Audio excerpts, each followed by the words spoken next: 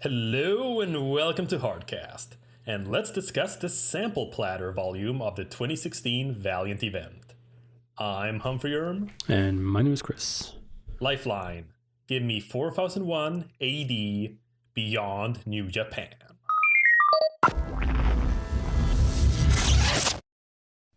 "4001 AD Exo Manowar, Issue 1.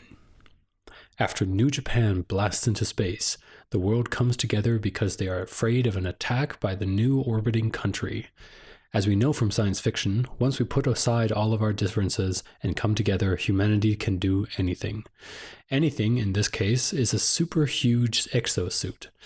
Once it's built, we meet the US general who is going to be piloting the American exosuit. Other countries are ready to blast off, and the countdown begins. The US fails to open the doors in time because something is in the system. Helix, the armor hunter, reaches out of the computer and attacks the American base.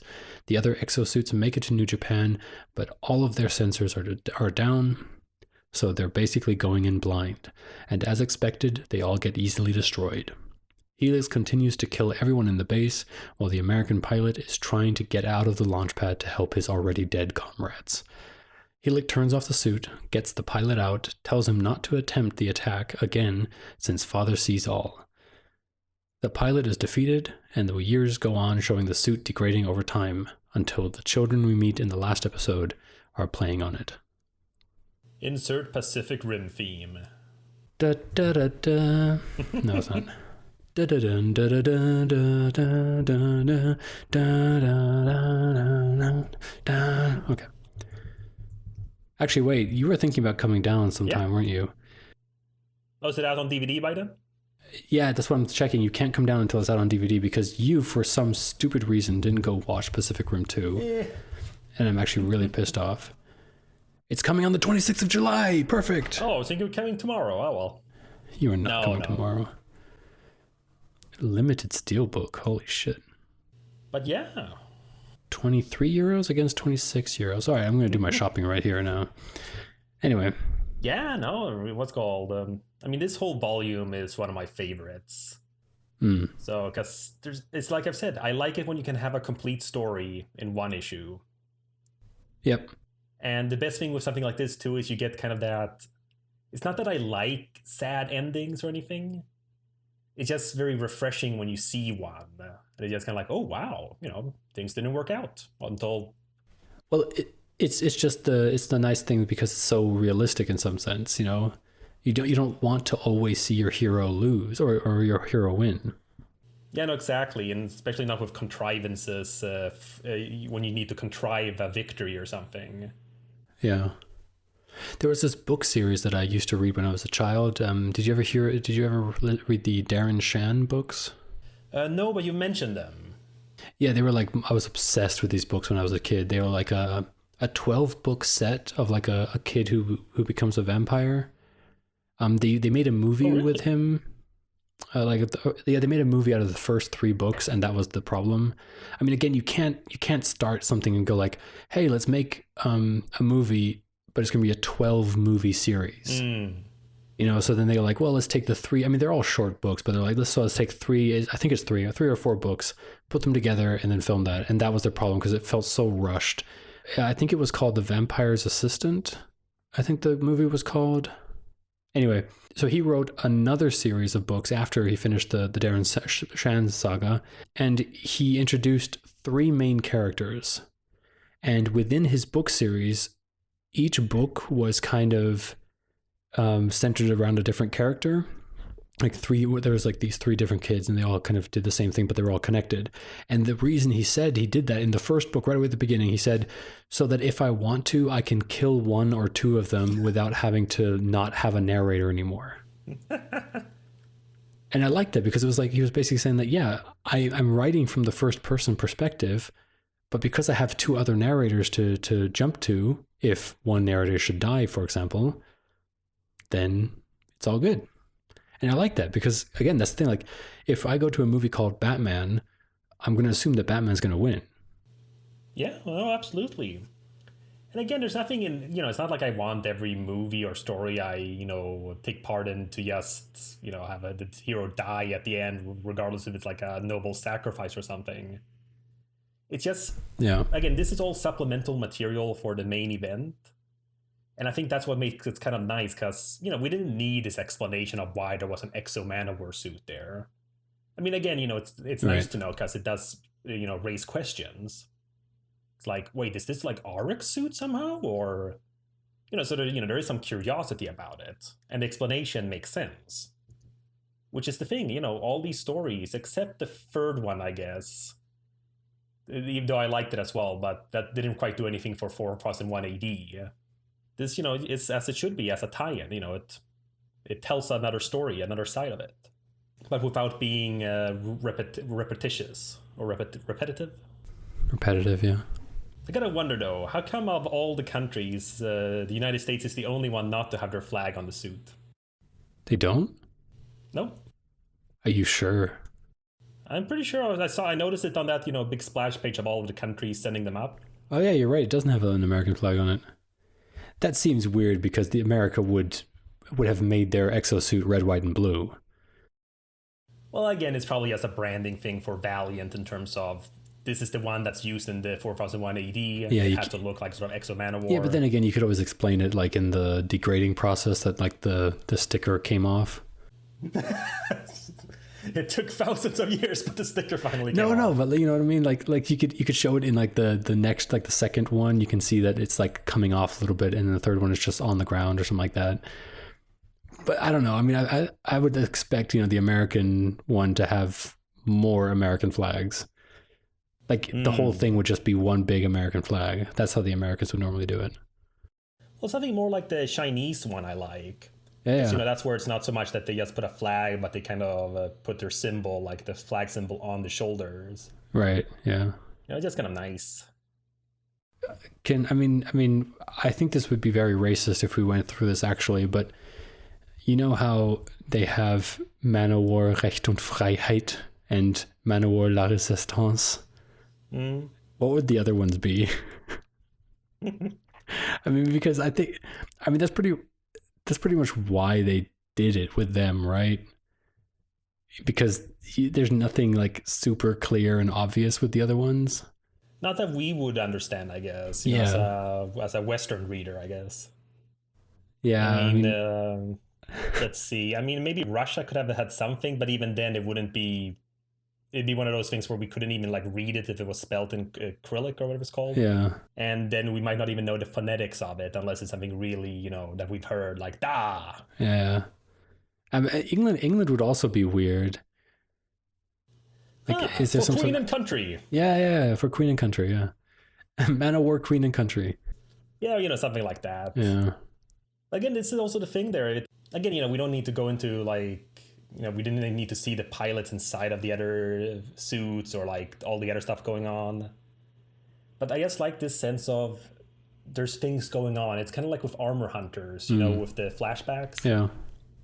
It's just like, again, we don't have to go into detail of every species, of every, character, but seeing them present and very clearly like concise and working together, that's like enough to just make this world bigger and just, make it feel alive.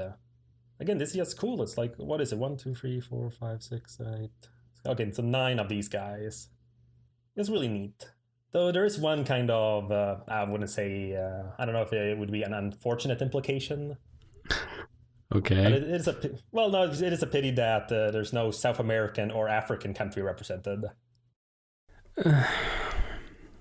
No, it's not, but this is taking, if it was in the current day, I could sort of understand it. But it would imply in the 100 years forward or whatever this was. Let's see, year 20, isn't that a song? Year 2121. I don't know. Okay, well. But you could also say like, well, Australia isn't, in this either. None of the Nordic countries are in this. Well, the Nordic ones I understand. It's like Finland in the Iron Sky. Yeah. Who did not arm their satellites? Yeah, it's funny because we're nice. Oh, I was just about. I was doing a stupid thing here. I was just about to say, oh yeah, Japan isn't represented for some reason. Yeah, I totally forgot that. Oh, right, they're the ones that. But the problem was when you said that, I was like, hey, wait, why? And then I was like, oh shit, of course. Oh, so you didn't get it either. Well, I mean, I didn't think about it in the like while I was reading it, but you know, when you then mentioned it, I was just like, wait, why is that? That does seem weird. Yeah, you're not ignoring stereotypes. You still think economic superpower would like that would have their own suit. Yeah. But yeah, but again, it's let's go. It's a nice, simple, well told one shot. I like these one shots though. I mean, it feels nice to read something that has an end right away. I mean, obviously it still is going to go on, but it's very refreshing to just be able to like, all right, this is what happened. Everything's done. Everything's good. On to the next story. I mean, sometimes when we read an entire volume, it does seem like there are the filler issues like we've talked about, and those are always such a drag. First, second, or third. Yeah, it's always such a drag to get through. And with this, it was always nice because I'm like, okay, the pacing is fine in all of them. They're all like, everything's getting to the point. There's no back and forth. There's not a lot of talking back and forth. It's good. It's good. Exactly. I gotta say, I prefer it this way. No, but it's like I've been saying since the beginning. This is how I wish there was more of. Like, again, there can be a continuity. Yeah. It doesn't have to be that it all starts from the same status quo. It's just kind of nice to have one story. So, and I also like the fact that all of these are written by the current writers of them. So, Exo Manowar is then written by Robert Venditti. So, same thing with the other ones. Mm-hmm. I don't know. I just like the idea of, they're working on their own series, and then basically through the meeting and such, they'll basically, editors meetings, they're basically, okay, guys, we got this 4001 AD event coming up. We're gonna have like this main series, and Matt Kinn's also gonna write this like prequel series in the main Rye volume. You guys, we want tie-ins. What do you have? I don't know. It's kind of fun. But yeah, should we move on or? Yeah, I guess. I mean, there's not really much else to say. I mean, it was a good issue. I mean, this is the kind of thing that I really like, and it does kind of feel like a pilot project. Kind of like a nice. I mean, obviously, it's weird that they in some of these they're called Beyond New Japan, or no, it's 4001 AD issue 1, and some of them aren't. Or are they? No, wait, they are. They're all issue 1. They're all number 1. Okay, because it's just weird because it's like I don't know how they're titled here at all because there's Flight of the Exos, and then as a subtitle is 4001 AD, Exo Manowar number 1. And then Bloodshot is just 4001 AD, Bloodshot number 1. And then the next one is Death and the Future, 4001 AD, Shadowman number 1. And then A Girl and Her Gun, 4001 AD, War Mother number 1. So Bloodshot's a man of few words. So are these no, pilot these projects? are the only issues. Okay. These are the only issues. I don't know. I know War Mother. I know War Mother has gotten like a mini series after this. Oh man, we need to talk about War Mother when we get to War Mother. But yeah. Let's continue. Let's go on to the next one. No, but like we need to talk about. I was planning on skipping that chapter. Okay. Well, I got stuff to say. All right. 4001 AD Bloodshot, issue 1. New Japan is falling, and from all the chaos, Bloodshot's nanites reactivate, managing to create a new host body from a 3D printing machine, though only partially, having only a head and the rest of his body bright red nanites. He has apparently landed in New Moscow when his sector crashed, so he picks up a large box and begins to travel to his destination, with only a speed bump of Norwegians hindering his way momentarily. He arrives in some Inuit settlement, where he reveals that the box contained Ray, his old host body. He returned him to the only place he knew true peace. Thus begins the new adventures of Bloodshot. I gotta say, like, the first time I was gonna read this, I was a little concerned, because, wait, are you telling me the fall of Bloodshot isn't canon anymore? True. You're like, no, guys, Valiant, you were doing so well. And this is like, okay, another moment of having your cake and eating it too. Yeah. So, but still, it's some cool concepts here. I like the idea that the nanites have gotten their own. I mean, they always had an intelligence. Yeah. But now that they're kind of self-aware and sentient on their own. Yeah. Though I'm a little bit mixed with the new design. I mean, I like the idea that it's an incomplete, transfer thing. Yeah, I like that too. But it might be the art style. I mean, the art style is great. There's nothing wrong with the artwork. It's just the way the red portion of his body is. Yeah. I don't know. It looks kind of like, those like old timey pajamas. Yes, I was about to say that with the flap in the butt. Yes. Yes, that we see in the cartoons all the time. Exactly. That's literally what he looks like. It looks like especially when he's like a little bit further away and you see the boots too. Yes. Because you always see that. I mean, I don't know if this is like a typical thing, but it's very Nordic, I feel like. I don't know. I see that a lot in Finland. Like you have like an old guy running outside in his like red jumpsuit pajama with like snow boots on. I don't know. That's just such a Finnish image for me. I don't know why. I guess. Oh, I know why. It's because of rare exports. They had the Santa Claus wear that in that short. Yeah, I remember that. Still love that shirt. With the "You're not allowed to drink and swear around the Santa Claus," and you just see a guy smacking a bottle of beer onto the ground and goes "Berkele," and then Santa Claus just jumps out of the crate. Okay, anyone who hasn't seen rare exports, look for it. Humphrey, put it into the show notes. You have to watch it. There's, I think there's a part 1 and a part 2, and they made a movie out of it, which is also pretty fun. But yeah, we have to watch the shorts, especially the first one. It's so good. So yeah, no, definitely. But yeah, that's the only thing. The funny thing is, did you see like all those variant covers at the end of the volume? No, I skipped those. So there was one where it featured this new Bloodshot, and that looked a bit better, I felt. The way is it at the end of the volume or at the end of the issue? Yeah, at the end of the volume. Okay. Yeah, they had all the variant covers for each individual issue. And they had this one, and it was kind of cool because he had this more of a... It was almost a little more Frankenstein-y, like the way his neck connected to the nanites. Like there's this metal cylinder around. Oh, yeah, I see it, yeah. I don't know, there it looks a bit better. And again, I like the concept. It just, here in particular, it kind of like, it's just something with the art style, like something with the design if they could. I can't say what. Just something, because it's too clean, the way it's cut off. Yeah. But honestly, the question is, because this cover doesn't actually make sense, because what is the head attached to? Like, what is it bolted on? And, well, yeah, but, I mean, I don't know, it just feels so weird, because it's like, because if you look at the story, what happened is the process was interrupted. So why would there be so it's just should be just connected. Yeah, I'm curious about those bolts just feel it. If the artist Cafu, so if he misunderstood the design, or if this was an early design they were going for, so which could have been also a cool thing. It was like the head or something. So, but again, it's I don't know. I guess it's just the simplicity of it, of being fully red. Like, no stripes, no other things on it. It makes it feel too much, as we said, like either that's this pajamas or this kind of like old-timey superhero, just in one full-on tight suit. Yeah. But either way. So story-wise, it's nice. Yeah, I feel like, isn't it kind of weird that a guy walks into your village, deposits a dead guy, and then just walks off, presumably not saying a goddamn thing? I mean, look at it. He doesn't talk to them at all. All he says is goodbye, Ray. And not only that, but no one there recognizes him. It's been so many years that no one knows who Ray is.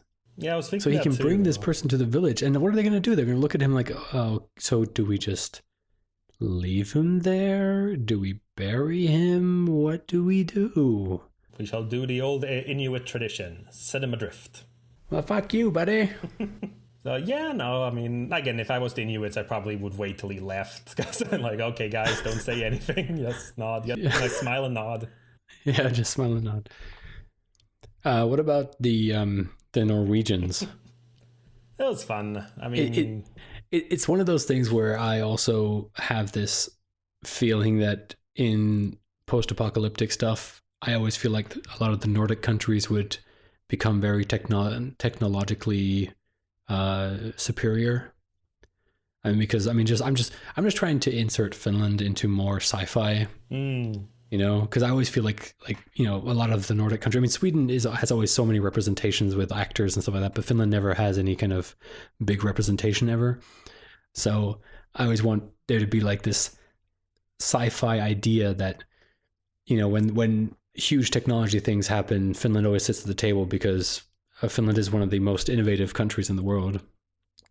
On a very small scale, though. I mean, mobile phones and stuff like that. But yeah, I don't know. It just feels always like I had this when Pacific Rim 1 came out. I was always like, man, I wish they would make like an Atlantic Rim, and then like the Gulf of Finland Rim. I don't know, but something where then there would be like a Finnish mech, which would be awesome. But I don't know. I mean, I just thought it was kind of interesting to see these Norwegians here with their little, what would they be? Spider mechs. Yeah, I mean, again, they don't really feel important in that sense. It's like I wrote in the summary, they're, I guess, a little speed bump. That's a Russian rig. Yeah, I mean, that's the thing, you get a little bit of this storytelling or like world building from, like the actions and dialogue. Yeah. So, like, okay, obviously there's, some feud between Norwegians and Russians. What do you mean? That's like if it's not a new thing. No, but, that's still going on. So, and, just kind of like interesting, like, okay, a lot of scavenging, as we've seen in a lot of other depictions of this Earth life. But there's not really much to it, it's just kind of, okay, yeah, some Norwegians, they get killed. And then the Bloodshot just continues. Yeah. Again, it's fine. And I also like, I do like it when Bloodshot does more of that stuff. So where he like controls machines. And here in particular, the fact that he like activates the ejector seat. It's just kind of a fun way of defeating them. Yeah. But also here we kind of notice that too, because he lets his nanites leave the body, but it leaves the head behind. So the head is like its own sort of. Well, yeah, because it got 3D printed. Yeah, no, exactly. So it's kind of interesting. They're like, okay, so he managed to get the head, which was understandable. So it's kind of like just this mask in a sense. Well, then the rest of his body is just loosely flowing in the nanites. Yeah. So which again is fine. This makes him a bit different from previous versions. I'd have to see like another adventure with this particular Bloodshot just to kind of get a feel. As you said, this also feels like a pilot. Like, okay, there we go, new Bloodshot. New sort of setup, status quo. Let's see what he can do. So, but yeah, I mean, also pretty simple. Straight to the point, enjoyable. All right, all right. Well then, let's move on to our sponsors for this week. This episode of Heartscast is sponsored by Jacksons and Sons Safety Nets. One day, Father is going to jettison your sector back to Earth. No one believes us, but you'll be sorry when the day comes. Come and get your Jacksons and Sons jettison safety net and survive your jettison back to Earth. Ensure something of you lives on past you in Chibi Sector. Parenthood, children, so much better than a positronic. But without all the gross nasty of the sticking in and the coming out. No random roll of the dice to whether you like it like your offspring either. Chibi Sector guarantees 100% parental satisfaction.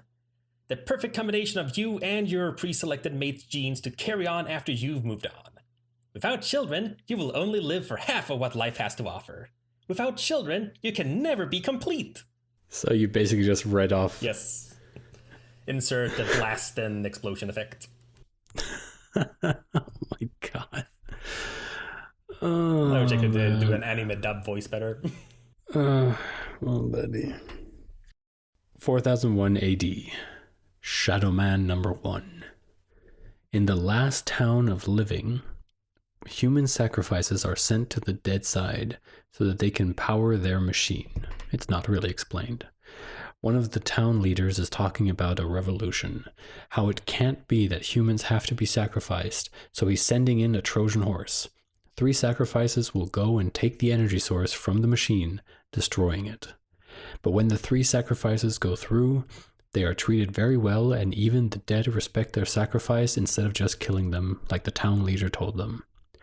When they arrive at the machine, the sacrifices continue their plan under the thought that this is all just an act on the dead's part. They take the energy source, which wakes up the Shadow Man Loa. The wall between the living and the dead falls as well, and the humans attack. Two of the sacrifices immediately realize that they were in the wrong and have been lied to, so they help the dead fight the living. A little scuffle happens, and in the end, the wall is built again. The two sacrifices stay on the dead side. On the living side, the general brings the town leader an item he was able to procure for him from the dead side, making it seem that this was all part of his plan. It even ends with an end ... question mark. Tarly did nothing wrong. Who's Tarly? That was the bad guy. Oh, yes, he did. He did a lot wrong. Yeah, I know. That's the thing. When you say he did nothing wrong, that means it's the opposite. Okay. So is that why they say the Empire did nothing wrong? Yep. Yeah, it's a joke about it. I mean, again, people will jump through hoops to explain that they're actually doing good, and... Actually, I don't even want to talk about the Star Wars fan base at all. I don't know. I don't care about that part, but yeah. Yeah, I just, nah. But yes, that kind of stuff. It's I see that on CO a lot too. People will post an image of a villain, like the Red Skull or something, and it'd be like, literally did nothing wrong, and it's just to bait people into posting. Yeah. So, but I don't know. Sometimes it can be fun stuff. I like the I know you don't want to talk about Star Wars part, but I do like a lot of the Empire arguments, where they'll point out things like, look, they bring peace to the galaxy. It's only the rebels that stir up the trouble. Yeah. No, I mean, that's the thing. It's I am hoping most of it is just this role playing going on. There's like this Tumblr post I came across once that said, it was never referred to as a Death Star from anyone other than the rebels. It's pure rebel propaganda calling it that. It's a space station. So then someone reblogged with, how people do, they reblog with a picture with someone having a speech balloon that goes up to the previous post. Yeah. I forget his name, Tarkin? No idea, dude. Okay, yeah, well, that old guy who was a general in the first movies. Okay. But anyways. But I was kind of curious, since you mentioned those Shaw books. Darren Shaw? Oh yeah, Darren Shan. Shan. Shan. Okay. Because this whole chapter here, it's like, oh god, it's a young adult novel. Yeah, it is. It totally is. I mean, this is all this Hunger Games, Artemis Fowl. Oh yeah, it's like all this, like, you're the chosen one, you have to do this. This is like a post-apocalyptic world. Yeah, this is totally, and like have like a monster kind of world where they're actually pretty nice, and you know that there's like some good-looking demon that the main character is going to fall in love with. Totally. This is young adults. This is YA. Exactly. And again, nothing wrong with that. It's kind of fun that there is sort of a template for a lot of it, like any genre does. So, but yeah, no, it's nice. I mean, this one felt the most sort of devoid from being a tie-in. Like, this had nothing to do like with that old Eternal Emperor volume we read, with those like Cult of Death there that we kind of thought at one point was, or at least I thought were supposed to be Shadow Men. Yeah. And since we also found out that those Shadow Men from Analog Man with Bloodshot, that was all a simulation, we know that's not anything either. So there's like no real connection here to 4001 AD or anything. Well, there's the meteorite that hit. Well, yeah, of course. As a... Or the jettisoned thing. Oh, yeah, of course. Yeah, there is a connection, but it's just kind of, okay, this isn't like the future version of Shadow Man in the truest sense, or... Yeah, I was hoping that the Loa was going to possess, what's her name? Let's see, yeah. The main girl there. Yeah, I'm trying to, I'm missing every time here. Yeah, because the boy was called Jarden. Wait, it's in the first page, isn't it? My name is... Oh, yeah, true, yeah. Kaya. Oh, that also sounds like such a... That's such a YA name, yeah. It's kind of sort of foreign, but still kind of easily pronounceable. It's very special. No, but honestly, I mean, looking at this, I could see like a Hollywood producer like drooling at the mouth, looking at this, like, oh god, yes. Yes, we can have some suits on. But also, yeah, but I love the costumes as well. Like, I mean, or not the costumes, the clothes basically that they're wearing. It's so like postmodern and everything is perfect. Like, I mean, this is the kind of, like, this is also what I love about like Attack on Titan too, like their outfits. It feels so perfect. Kind of like the thing that it's not like it seems like the what fashion could become in the future without it having to be those white jumpsuits that we used to like always have in sci-fi stuff. Yeah, with the little hoops on the shoulders and stuff like that. Yeah. I don't know, I just love the look of this whole thing. But yeah, no, it's just works really well, I feel really bad for the demons. Yeah. Especially that the main guy, sort of this like pigman. Yeah. Because I don't know, just with them all, then betraying them, and I just love the fact that they're not really fighting back. It's just kind of, please, you don't understand. Like, yeah, the pose there, it's not the whole fist up in the air. It's like arm stretched out to, no, stop, guys. Its expression too. It's just kind of like, no, the guys, oh. I don't know, just... Even then when he gets shot in the face. Oh, that is awful. That's, I love it when it's such a short moment knowing someone and you still kind of feel bad. Yeah. Like, we hardly knew G, and then like, oh. It's probably also because of the scenario, because it wasn't like, an immediate, like, heat of the moment. Yeah. It was those two saving both of them, and then Jordan, and then Jordan being an asshole. Oh, I didn't even notice that Jordan is still alive. Yeah, he got like his legs were hurt. Yeah, his. Oh, right. Sorry, because I thought like, well, in my little description there, I said the remaining two stayed, but they're all still alive.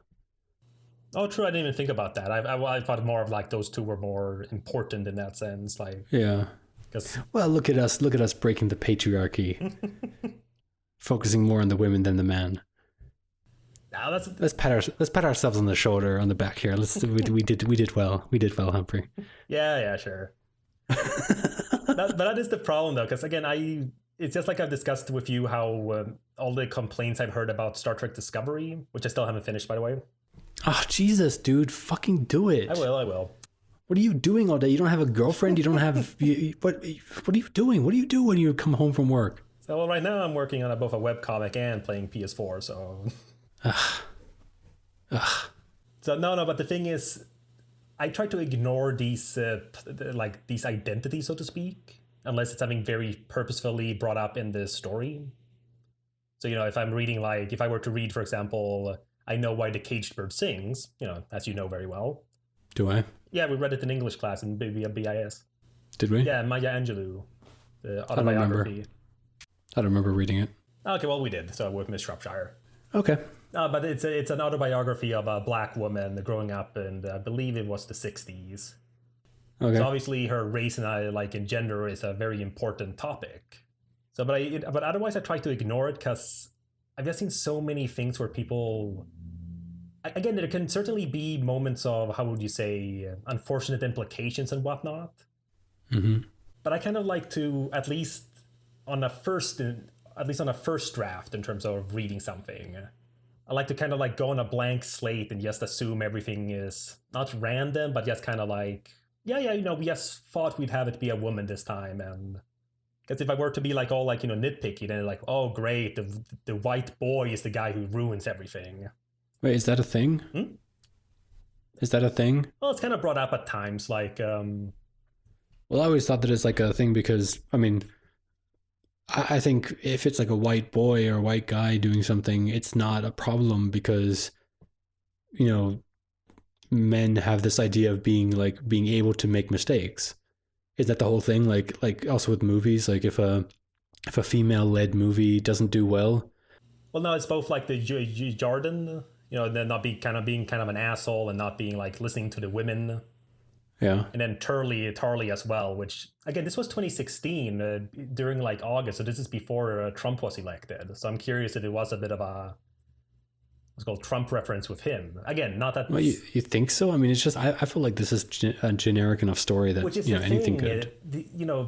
Most of these stories are very generic or a better word than generic, I guess, would just be classical. Yeah. But that's the thing now, anytime something like that comes across, it's... Again, we're on different, parts of the internet, I think. Like, I usually look into these kinds of discussions because I'm curious. Yeah. So, while you're more like, okay, no, this is just gonna, I'm gonna leave this in a bad mood. Well, yeah, because it is just because no one can ever be happy. Exactly. Though I just like to listen through it because I'm just curious, genuinely. Okay, what's the argument? Yeah, I have too much emotional stakes and stuff like that. Like I can't look at something like that and be like, completely remove myself emotionally from something like that. And then I just always end up being all like, ugh, the world is horrible, everything's shitty, and I just go down a spiral. All right, yeah, I'm the opposite. I'm totally removed from that stuff and can just kind of, okay, interesting. Yeah, because you don't have bad emotions. Nothing bad has ever happened to you. So, hey. And I'm not even joking, listeners. Like, there's like one bad thing that's happened to Humphrey. Yeah, and it's all kind of like usually, yes, old-timey stuff, like from childhood, which is more about like childish views of things. Well, there's only one thing that like Humphrey should be depressed about, and it was like one thing, and he got over it. I mean, not quickly. I mean, not that you should have, but it's like one of those things where it's just like for a normal person who has normal lives, that's like an easy thing to get over. That's like a like what happened to Humphrey happened to me like 3 times. Like it's just like that's totally normal for me. Like, but yeah, Humphrey is a very happy-go-lucky guy because. Well, it's all my privileges, going together. Yeah, no, that's the thing though. But that's what I mean. It's just by stripping that kind of thought process away, I can kind of like just go on its own terms here. And again, this is just works really well. I'm genuinely, again, we have a nice tree of characters for like a whole book series here. Yeah. And again, plenty of world building. It's like, man. 3-movie deal right here. Exactly. Like I said, Hollywood producer drooling at the mouth. All right. I mean, you even get the whole like magical power thing too. We just film it in Europe where they already have these kind of houses. Exactly. Get the guy who did the Hellboy makeup for the townspeople, and then we'll CG over it anyway. Let's see if Guillermo del Toro is up for directing this movie. Oh yeah, if he's through doing motion capture for that game. He never will be. Ah man, that game. Wait, a game script has how many pages? Fuck. Oh man, I'm genuinely curious. Again, I don't think I'll ever play it because it just doesn't look something I want to play. But I'm just genuinely like, please, someone explain to me what is going on. I have no idea what you're talking about. Oh, I'm sorry. I thought you misunderstood. I thought you understood. No, I understood that there is a game that he's producing now or working on, I guess. Yeah, Death Stranding. I haven't seen anything about it. It's a really weird thing because they have like Mads Mikkelsen is in it. Oh no, is that the Kojima thing? Yes. Wait, that's what? I didn't realize he was working on it. I thought he was in it. Yeah, no, he is in it. Like what Guillermo del Toro is a character in it. Yeah, that's. Oh, I know that. Okay, sorry. Oh, you said motion capture. Yeah. Oh, I thought you said stop motion. For whatever reason, I thought stop motion. Oh, dude. Oh, goddamn, him doing a stop motion feature. I thought he was making a stop motion game. Oh, well, that exists too. I mean, that was the joke with the how many pages? Because you would have to. Well, a game script has that too. Like I saw something about. Have you heard about that new game that came out recently, Detroit? Oh yeah, Detroit Making Human. Yeah. I want to get that game. Yeah, again, it looks fine. I played his first game or his first like modern game, the Heavy Rain. Heavy Rain. And I'm playing also his second game because it was on PlayStation Plus, the Beyond Two Souls. Oh right, it's a new month. I should check my PlayStation Plus stuff. So yeah, I get people's criticisms of David Cage, but I don't know. I like the fact that there's someone who makes these sort of high budget games that aren't immediately with the whole gunning and jumping and actiony, so to speak. Yeah. Not to say that there isn't any of that, but it's just kind of nice to have something where, hey, cool, a house, and I can walk around in it. Anyways, really good issue as well. Yep. As well as a lot of stuff of our personal lives. So, just one last thing before we leave this world, from my point at least. The totem, the hand, the energy thing that they use there for the machine. Do we know what that is? I'm not sure. Do we know what the machine is? I'm not sure. I can't remember anything from what we've read so far with like Shadow Man or Dr. Mirage. Okay.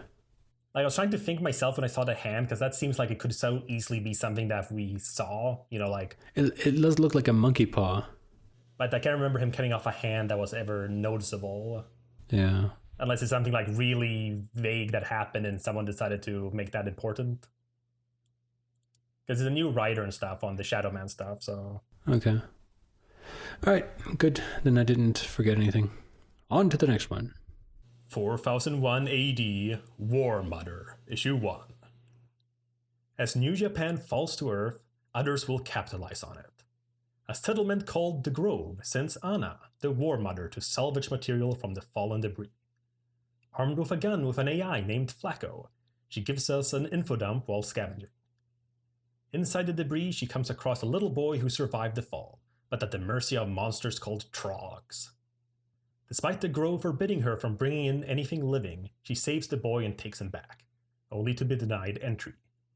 When she tries to leave, she's captured by a vine tentacle, and the leader comes out to shoot her with her own gun. Luckily, the AI is on her side and he backfires on his face.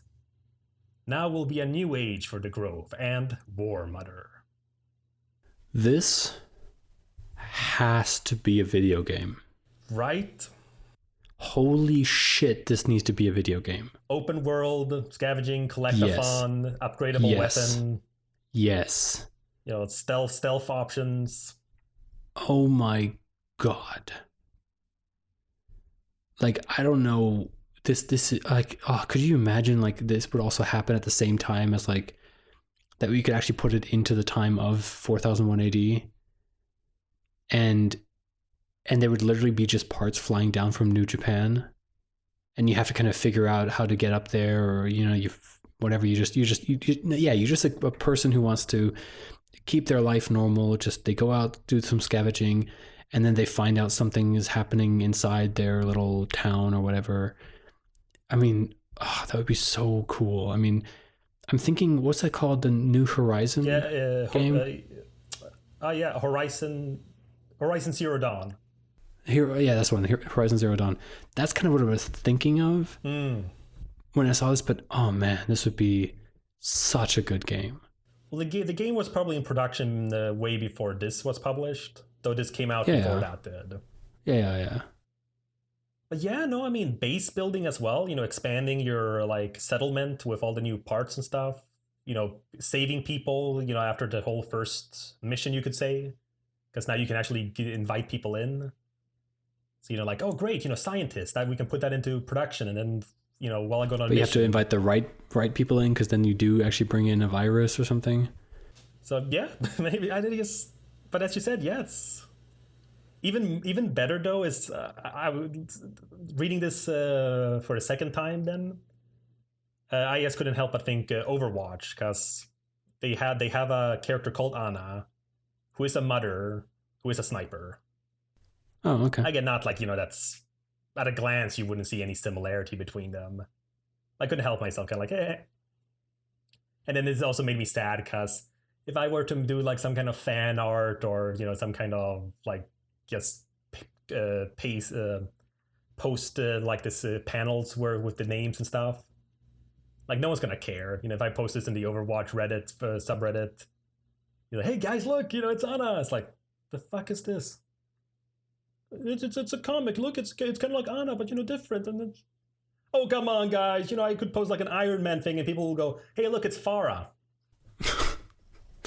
Okay. Sorry. Yes. The usual Valiant. The usual Valiant. What do you call it? Comparisons. Well, no, but like a Valiant fan, like the usual Valiant fan problems. Oh yeah, no one gives a shit. What was I gonna say? Oh yeah, something about that. What was that whole thing about? Nothing can live inside her. Oh, she's sterile, I'm assuming. Yeah, but no. See. She's not sterile. I mean, she might be sterile as well, but if she was just sterile, things like some sort of virus could still live inside her. Oh, is that what you're referring to? So that's why she is the one who hunts, because she's immune. Well, that was the whole thing. That's why she said, like she can't. And the reason why she doesn't bring anything living back is because literally nothing can live. Oh, I never thought of that. I thought it was just some usual kind of, hey, no, we got our society here where you can't bring in, problems. Yeah, and that's why they also don't allow the boy in, because not only is he not living, is because he might have some sort of disease along or something like that. Which is also weird because technically every person has living things inside them, in like bacteria and stuff like that. Yeah, that's the usual kind of thing when if you go by it strictly literally, it's like always issues with things like that. Yeah, she's just trying to be dramatic. I mean, also, yeah, I mean, if you look at it, the when the guy comes out to the captain or general or whatever mayor comes out to kill her, he's wearing a suit. You're right. Like he's wearing a breathing apparatus and everything. Like he's wearing like a proper suit. I mean, again, now that you're saying it, it's obvious, but it never came across as that important to me, like in terms of, oh yeah, this is like a main part of the premise. And even his family is in like some sort of bubble. I'm not sure if that's if that's some sort of like television or something. That could be it too. I don't know. It's hard to tell sometimes with this biotech stuff. It's very versatile. This would be such a good game, and I just totally want to play this game. Yeah, but it's like all the elements are there. I mean, Flacco, it's the help system.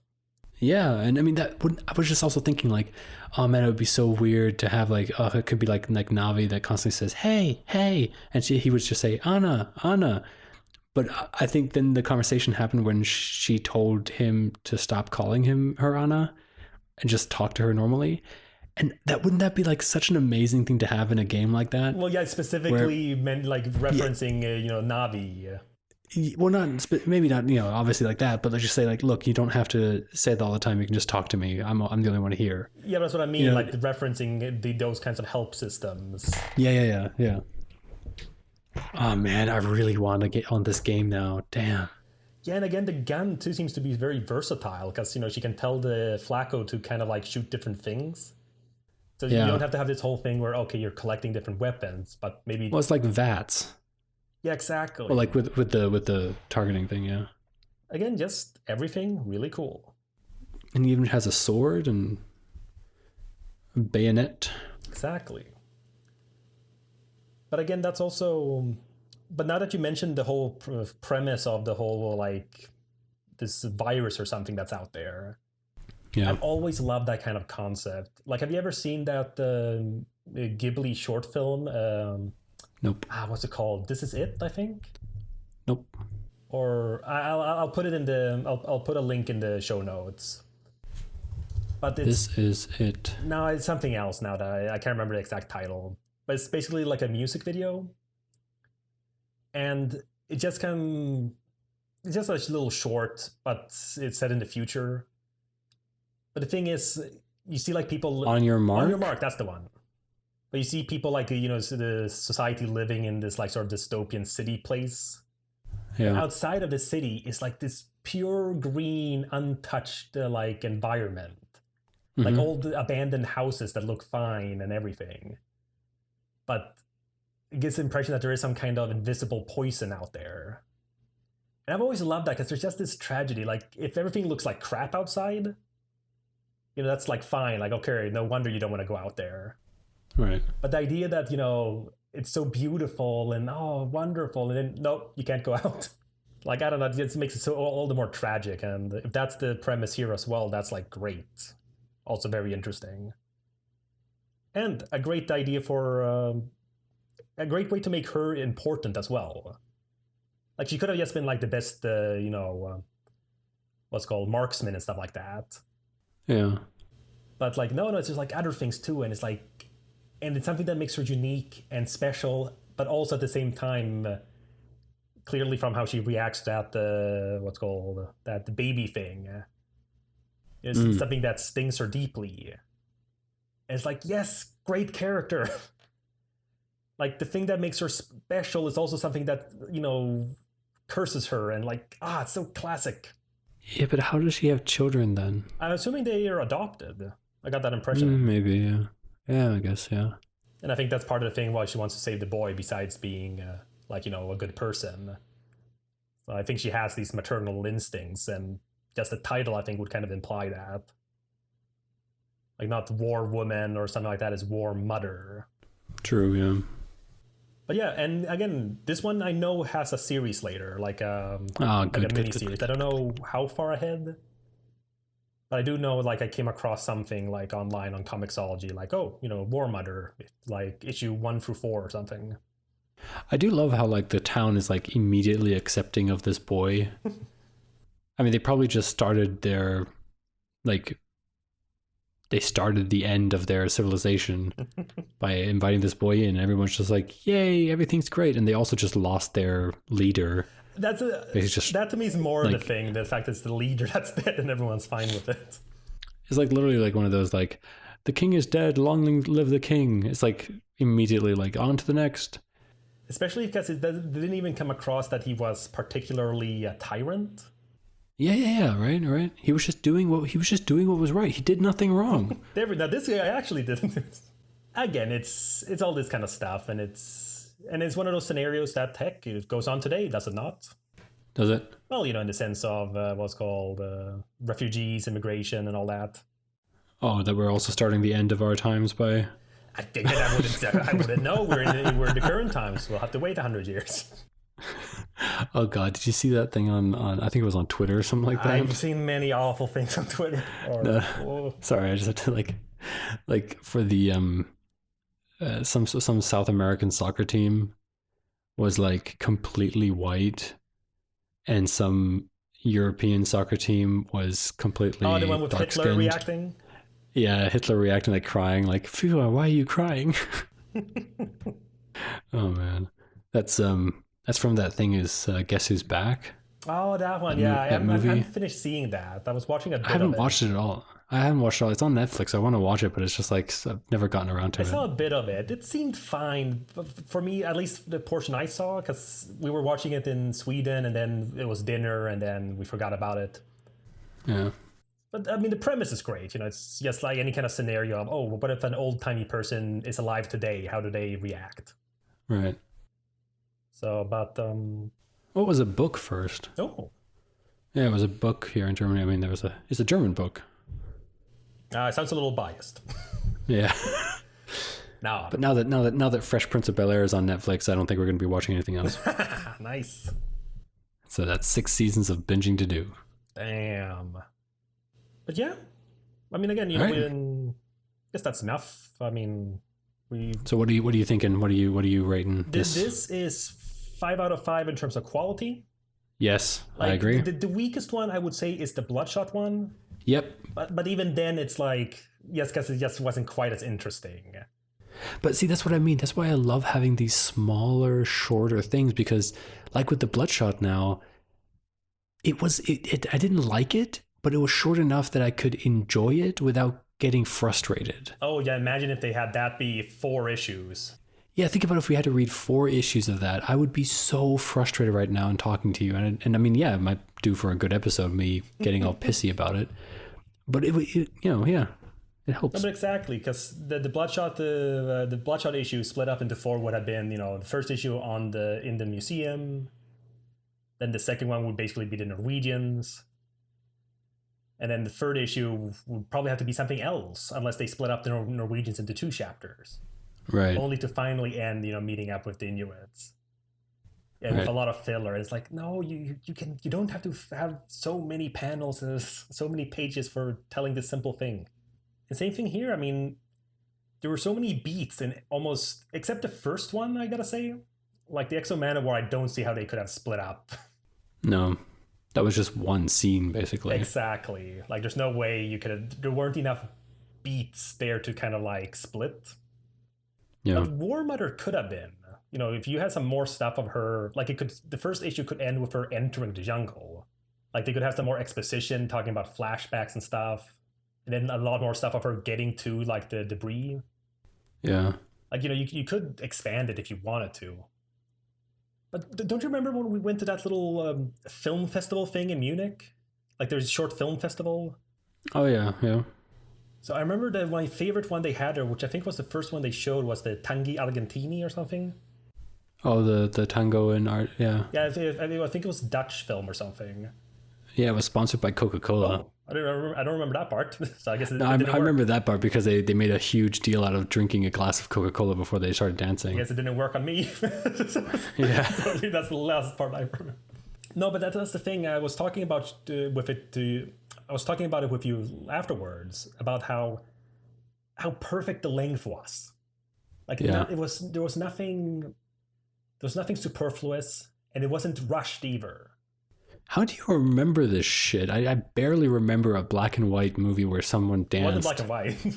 Ah, fuck. Okay, then I think we're totally thinking about something else. No, it's about like this guy working in an office, and he sets up a date online with this girl or this woman. How do you remember this shit? Well, this movie in particular really struck me because I loved it. Oh my god! See, this is why I should have realized so much earlier that like this whole creative business is nothing for me because like, I mean, I can't believe it took me like 10 years almost to recognize that this isn't my thing, when it's been like slapping me in the face ever since the beginning. Oh, like I had no profound memories of that time. I remember just going in there and being like, this is kind of boring, and then leaving. Oh my god.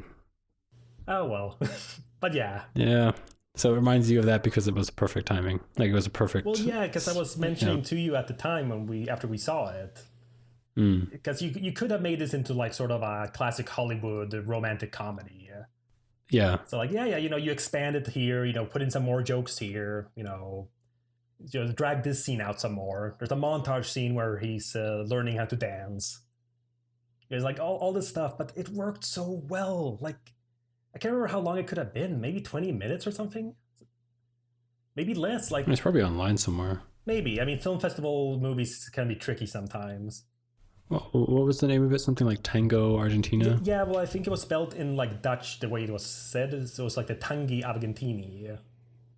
But maybe if you search Tango Argentina, I mean, we can put it in the show notes if we find it. I honestly recommend Argentine Tangos by Guy Thus. That could very well be it. I can't remember the director. Yeah, 2006. That would have been perfect time. Nice. It is 14 minutes long. Holy shit, 14, less than an episode, like a TV episode of something, and it manages to feel like a feature in the best way possible. Oh man, I can't remember this. Dick Van Dyke is the Andre. It was nominated for an Oscar. Damn. What the fuck? I knew I had good taste. Not that the Oscars mean anything, but we still care. Holy shit. Whoa, we went to all these film festivals. I'm glad, because it was just perfect. So yeah, you can put it into the show notes if you want. I think you can watch it online somewhere. Sure, yeah, I'll find it. Oh yeah, here it is. Perfect, send it. Nope. Wait, watch it. Nope, it wants me to... What? Oh god, this place is horrible. Oh yeah, here it is. On filmshort.com. But it asks you to sign up and everything, but you can just click it away. Anyway. But yeah, as we were saying, quality-wise, 5 out of 5 for the whole volume. Yes. Green light. Yep. Like, honestly, even if you haven't read the 4001 AD, I mean, you really should anyways. But even without that, it stands on its own pretty much. Oh yeah, definitely. I mean, all you need to know is that Japan left the world, and that's it. You're good. True, and they kind of give the most explanation of that in the first issue. Exactly. So in a sense, this is basically giving up a whole premise. It's actually kind of fun because it makes the new Japan seem more mysterious in a sense. Oh, we don't know what's going on up there. Except, of course, we do because we read it. But I kind of like that. We kind of just have this mystery. But yeah, awesome. Really good. Again, I mean, I love Valiant in general, but I feel this is one of their stronger, a real big seal of approval here. Definitely. You can discuss this episode on Reddit, tweet us, or you can follow us on Facebook. Also, all of our episodes are available on our hosting site, Podbean. Links are in the show notes. Catch us next time for... Wrath of the Eternal Warrior, Volume 2. Yay.